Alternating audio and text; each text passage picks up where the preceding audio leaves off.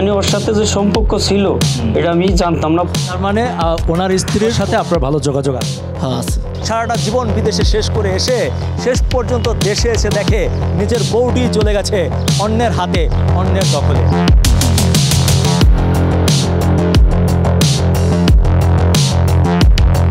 সুপ্রিয় দর্শক মণ্ডলী, আসসালামু আলাইকুম। কথা আছে, মানুষের জীবনের গল্প কখনো কখনো নাটক সিনেমাকেও হার মানায়। সত্যি তো, মানুষের জীবন থেকেই তো নাটক সিনেমা কিংবা সিরিয়ালের গল্পগুলো নেওয়া হয়।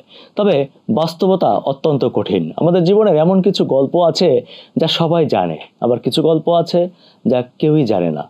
আবার এমন কিছু কিছু গল্প আছে যা সবাই জানে কিন্তু বলে না। সম্ভবত তাকেই বলা হয় ওপেন সিক্রেট।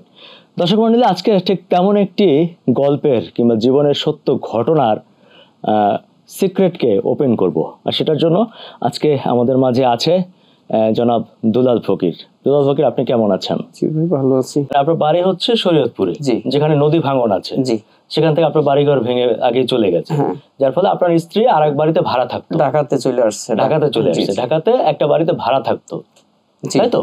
এবং সেই বাড়িতে যে বাড়িওয়ালা ছিল তিনি আপনাকে প্রস্তাব দিল ফোনে যে সে বাড়ি করতেছে, ওখান থেকে আপনাকে দুটো ফ্ল্যাট দিবে। ওইখানে আবার একটু কথা আছে যে বাড়িতে যখন আসছে, আমি বিয়ে করেই 2 মাস রাইখে আমার ওয়াইফের রাইখে আমি সৌদিতে তখন ছিলাম, চলে গেছিলাম। তখন ও আমার আম্মার সাথে ঝগড়া কইরা বাড়ি থেকে চলে আসছে ঢাকা, আমার না জানায়া। তখন মান সম্মানের ভয়ে আমি কি করবো, যাকে অ্যাকসেপ্ট করছি এটা যে ঢাকায় থাক, আমার আম্মারে যা খরচ লাগে আমি দিব। তখন ওই আম্মারে কিছু খরচপাতি দেওয়ার কারণে মানে ও আমার সাথে অনেক খারাপ বিহেভ করছে, বকাবকি এগুলা করছে। তারপরে জানায় না জানায় কিছু দিতাম, কারণ আম্মার তো আমারে দিতে হইব। আমার নদীতে ভেঙে নিয়ে গেছে, বাড়িঘর কিছু নাই। মানে আপনি বিদেশ থেকে মাকে যে খরচটা দিতেন সেটার ব্যাপারে আপনার স্ত্রীর আপত্তি ছিল যে মাকে কেন দিবেন। শ্বশুর বাড়ির লোকজন বকাবকি করতো, শ্বশুর বাড়ির লোকজন বকাবকি করতো যে আপনার মাকে দিতেন বলে। জি। তারপরে ওই বাড়িওয়ালার মাধ্যমে টাকা দিছি আমি। প্রথমে 8 লাখ টাকা দিছি যে আমার নামে 2টা ফ্ল্যাট রাখবে। জি। কোন বাড়িওয়ালাকে দিলেন? যেই বাড়িওয়ালার বাড়িতে আপনার স্ত্রী ভাড়া থাকতো। হ্যাঁ, কামরাঙ্গীরচর ওর বাড়ি হচ্ছে আক্কেল আলীর গলিতে। জি। ওইখানে বাড়ি, ওই বাড়িতে আমি রাইখা গেছিলাম। পরে নতুন একটা বাড়ি করছে, ওইখানে আবার আমার ওয়াইফে আমি বলছি তুই পুরান বাড়ি যেখানে আমি রাইখা গেছি ওইখানেই থাক। কয় না, হ্যাঁ ওইখানে গেছে, আমি ওইখানেই চলে যাব। মানে ওর সাথে যে সম্পর্ক ছিল এটা আমি জানতাম না। লাস্টে যখন আমি 8 লাখ টাকা দিছি, দেওয়ার পর আমার ফ্ল্যাট রাখার পরে আমার বলতেছে আরো 2 লাখ টাকা দাও, এখানে একটা জমিন আছে বায়না করি, জমিনটা অনেক সুন্দর। 10 লাখ টাকা বায়না দিয়ে স্টাম্পটা আমার দিছে, আমার দেখাইছে যে তোমার নামে 10 লাখ টাকা বায়না করছি, এটা ইয়া করা হয়েছে। তো ঠিক আছে, আর টাকা লাগবো কত? 18 লাখ টাকা লাগবো। তারপরে আমি আরো 7 লাখ টাকা দিলাম, তাহলে ওইখানে 10 লাখ আর এখানে দিছি 7 লাখ। 1 লাখ টাকা শর্ট ছিল। তো ওই 1 লাখ টাকাও কিভাবে কি করছে জানি না, ওই ওর নামে দলিল করে রাখছে জমিন। ওই আমার ওয়াইফ আমারে না জানাই মানে আমার জমিন দলিল করে নিছে ওরা দুজনে মিলা, ওই বাড়িওয়ালা আর আমার ওয়াইফ। হ্যাঁ, তার মানে টাকা দিলেন আপনি, আপনার টাকায় জমির দলিল হলো আমার ওয়াইফের নামে। জি। পরে আমি বাড়িওয়ালার জিজ্ঞেস করলাম, তো আপনি জমিন দলিল করবেন কিভাবে? কয় জমিন দলিল করবো কি, তুমি যদি পারো 1 দিনের ভিতরে দেশে আসতে হইব তোমার। আমি বললাম কেন? কয় জমিন দলিল করতে হবে, তোমার ওয়াইফে কাগজপত্র সব নিয়ে গেছে, ওই টাকা পয়সা সব নিয়ে গেছে, জমিন দলিল করবো ওর নামে। আমি কি, টাকা তো দিছি আমি আপনার কাছে, তাহলে আমার ওয়াইফ টাকা নিব কিভাবে? তখন বলতেছে এটা আমি জানি না, নিয়ে গেছে। আমি কি, এটা তো লাগে জমিন আপনার নামে দলিল করেন, তারপর আমার ওয়াইফের নামে দিয়েন না, আর না হয়তো আমার ফ্যামিলির কারো নামে দলিল করেন। কয় না, টাকা টুকা নিয়ে গেছে। আমি কি, এটা হইব না তো। পরে এই কথা বলার পরে আমার একটা, তুই যা খরচ করিস তুই বাংলাদেশ আয়, তারপরে বোঝা যাবে না কি করণ লাগে। তো আমি আর্জেন্ট আমার ওই দেশি টাকার 5,000 টাকা খরচ করে 1 রাত্রির ভিতরে আমি বাংলাদেশে আসছি। আচ্ছা, পরে চলে আসলেন? জি জি। আচ্ছা, আসার পরে আমারে বলতেছে জমিন তো দলিল করে লাইছি, তোর ওয়াইফ 1 কাঠা নিয়ে গেছে। আমি কি, এটা তো আমার দেখার বিষয় না, আমি আপনার টাকা দিছি, আমার টাকার হিসাব আপনি দিবেন। তো আমার একদিন ডাইকা নিয়ে ওর নিচে, বাড়ির নিচে একটা ইয়ে আছে, রুম আছে, ওই রুমে ডাইকা নিয়ে আমার কয়েকটা সাদা কাগজ দিছে, কয়টা সাইন কর। আমি কি, কে? কর, পরে বলতেছি। পরে আমার বলতেছে তুই যে পরে 3 লাখ টাকা দিস দেশে আসার জন্য, যে ওয়াইফের জানায় নাই 3 লাখ টাকা দিছিলাম আমি, দেশে আইসা যদি না যাইতে পারি একটা ব্যবসা কোনো কিছু করব, ওই 3 লাখ টাকা আমারে দিয়া তারপরে ওইখানে সাইন দিছে। সাইন নিয়ে ওই পুরো টাকার হিসাবটা ওইখানে বসায়া এখন বলতেছে তোর আমি পুরো টাকা বুঝা দিয়ে দিছি। এখন যেখানেই মামলা করি যাই করি, ওর টাকা দিয়ে আমারে হুমকি দামকি দেয়, তুই কি আমার সাথে টাকায় পারবি? আমার 2টা বাড়ি ঢাকা শহর, আমার ফ্যাক্টরি আছে, দোকান আছে, সব কিছু আছে, তুই কয় টাকার মালিক? একটা মামলা করতে কয় টাকা লাগে জানোস? দর্শক মণ্ডলী, চলুন আপনাদেরকে নিয়ে সেই কামরাঙ্গীর চর এবং যেখানে সেই জমি কেনা হয়েছে, যেখানে তার স্ত্রী আছে, সেই জায়গায় যেতে চাই এবং তাদের সাথে একটু কথা বলার চেষ্টা করি।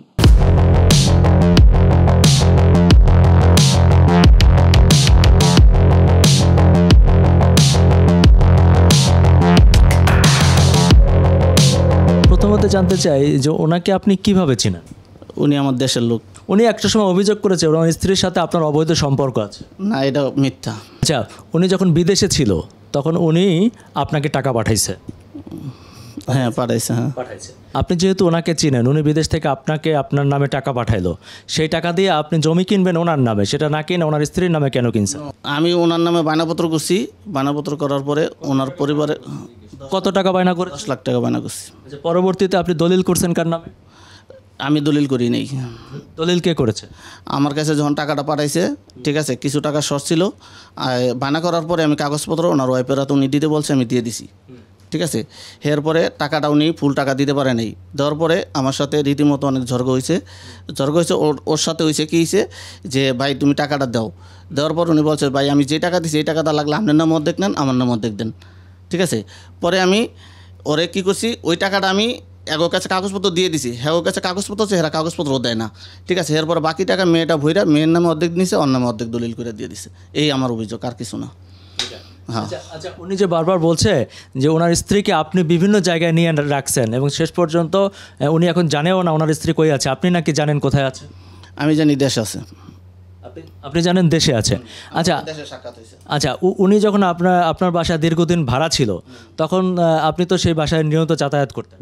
না, মিছা কথা। আচ্ছা, আপনার স্ত্রী এখন কোথায় আছে আপনি জানেন না? না, আমি জানি না, কিন্তু উনি এখন বলছে যে আমি জানি না আমার স্ত্রী কোথায় আছে। ওনার মেয়ের বিয়ে দাওয়াত টল্লো আসলো, এখানে কোন জায়গায় ভাড়া আছে আমি ফোন দিলে পরে আমারে বলে যে আমি ঠিক আছে এটাই আনতাছি। আমি যদি ওনার সাথে কোনো কথা বলি সব কথা আমার স্ত্রীর কানে পৌঁছায়। এখানে আশেপাশে কোনোখানে আছে, এখন এটা উনি বলতে চাইতেছে না। আচ্ছা, উনি বলছে যে এখানে আশেপাশে কোথাও আছে।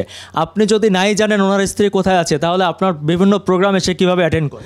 আমি শোনেন, তার সম্বন্ধী আমার রিলেটিভই একখানে যাহতো আমরা আমার মেয়ের বিয়ে, ওনার মেয়ের বিয়ে আমার দাওয়াত দিছে, আমি যাইতে পারি নাই। পরে যাহতো আমার খালতো ভাইরে আমি দাওয়াত দিতে গেছি দেশে, হে উপস্থিতিতে দেখা হাতে কাটছিল। আমি বলছি ভাই আমার মেয়ের তো বিয়ে, আপনি ইনশাল্লাহ আসবেন। ঠিক আছে, হে অনুযায়ী তারা আসছে। তার মানে ওনার স্ত্রীর পরিবারের সবার সাথে আপনার ভালো যোগাযোগ আছে? হ্যাঁ, আছে। তা ওনার টাকা উনি পাঠাইছে, জমির আমি বলি জমির বায়না দলিল সব কিছু তার নামে হবে, আপনি টাকাটা পাইছেন না, তা সেটা না করে ওনার স্ত্রীর নামে আপনি কেন করলেন? আমি বায়না করছি ওনার নামে। বায়না করছেন, কিন্তু দলিলটা কেন ওনার স্ত্রীর নামে করলেন? করিনি, উনার সম্মতিতেই করছে উনি। কার সম্মতিতে? ওনার সম্মতিতে। আপনার সম্মতিতে করেছে? আমি আমার সম্মতিতে করে না, আমি জমিন আমার না জানে 15 দিন আগে জমিন দলিল করছে। আমি দলিল চাই, আমার দলিল দেয় না। তারপরে যখন বলছে যে জমিন তোর বউ দলিল করে নিয়ে গেছে। ওনাকে না জানায় দলিলটা কেন করলেন? না, এটা তাদের বিষয় ভাই, তারা দলিল করছে, ওনারা জানাই করছে। ঠিক আছে। আচ্ছা, আপনার প্রধান অভিযোগ কি? আপনার স্ত্রীর সাথে তার সম্পর্ক আছে? অবশ্যই, যদি না থাকে তাহলে জমিন আমার নামে, টাকা পয়সা সব কিছু আমার ওয়াইফের নামে কেন জমিন দলিল করে দিল? তারপরে আমি আসলাম দেশে, কিছু হইলেই উনি আমার হাজব্যান্ড ওয়াইফ গ্যাঞ্জাম করলে উনি ক্লাবের পোলাপাইন পাঠাইয়া তারপরে আমারে বলে যে জমিন দলিল করে দিস, জমিন তোর ওই এক কাটা দিস, এক কাটাও দলিল করে আমারে দিয়া যাবি। এখানে এরা সবাই অভিজ্ঞ লোক, শিক্ষিত লোক। ঠিক আছে ভাই, উনি অভিযোগ করেছে ক্লাবের ছেলেপেলে দিয়ে নাকি আপনি ওনাকে মারধর করেছেন। নো, মিছা কথা, একদম মিছা কথা। হ্যাঁ, মিছা কথা। এই তো আমি দুইটি বলছি যে কারা মারধর করেছে? উনি কি মারধর করেছে আপনাদেরকে? ওনার এই গ্যারেজে বৈশা যখন একদিন গ্যাঞ্জাম হয়েছে, পুলিশ আসছে বাসায়, আইসা ওই তোফাজ্জল দারোগা ওনারে বলতেছে ওরে থানায় নিয়ে একটা নারী নির্যাতন মামলা দিয়ে দেন, কয়দিন পিড়াইলে পাঠাইলে ঠিক হয়ে যাব। উনি নিজে বলছে এই কথা। কেন ভাই, ওনাকে নারী নির্যাতন মামলা দিতে কেন বলছেন? আমি বলছি উনি যা কথা বলতেছে কিছু কথা সত্য, কিছু কথা মিথ্যা। আপনার বিরুদ্ধে একটা অভিযোগ আছে আপনার স্বামীর, দুলালের। কি অভিযোগ বলেন? আপনি তার টাকা পয়সা নিছেন, তাকে এখন আপনার সাথে থাকতে দেন না, তার বিরুদ্ধে কয়েকটা মামলা করছেন। এই ব্যাপারে আপনার একটু কথা শুনবো, আপনার যুক্তি কি সেটা? তাই নাকি? এখন আবার আপনি বাতরে গেছেন, তাহলে এই ব্যাপারে কথা বলেন থানার ওসির সাথে আর এমপির সাথে কথা বলেন। নইরা থানার ওসি আর এমপি সাহেব। না, আমি তো আপনার কথা শুনবো। আপনার বিরুদ্ধে যেহেতু অভিযোগ, আপনার বক্তব্য আছে না? না, আপনার সাথে আমার কি কথা? আপনার সাথে তো আমার কোনো কথা নেই। আমার কথা হইলে আমার করে আমি কোর্টে গেছি না, আমার 2টা মামলা চলতেছে, একটা শরৎপুর কোর্টে, একটা হলো ঢাকার কোর্টে। হ্যাঁ, আপনার সাথে তার ডিভোর্স হয়েছে? না না, ডিভোর্স হয় না। আপনি ডিভোর্স হয় নাই, আপনি মামলা দিয়ে তাকে দৌড়াইতেছেন, এটা কেমন কথা হলো? মামলা দিছে। এখন এই কথা বলতে গেল তো শোনেন, আপনার বোনের যদি আপনার বোনের বোন জামাই অত্যাচার করতো, কি করতেন আপনি? আগে ডিভোর্স দিতাম। হ্যাঁ, আগে ডিভোর্স দিতাম। না না, ডিভোর্সের চিন্তা করতেন। একটা মানুষের যদি যে খারাপ মানে ব্যাড মেয়ে যারা থাকে, খারাপ মেয়ে থাকে, তারা এলে মনে করেন ডিভোর্সের চিন্তা আগে করে। আপনারা মানে আমার কথা যদি শুনতে হয়, আপনি এটিএম এটিএম না, এটিএন।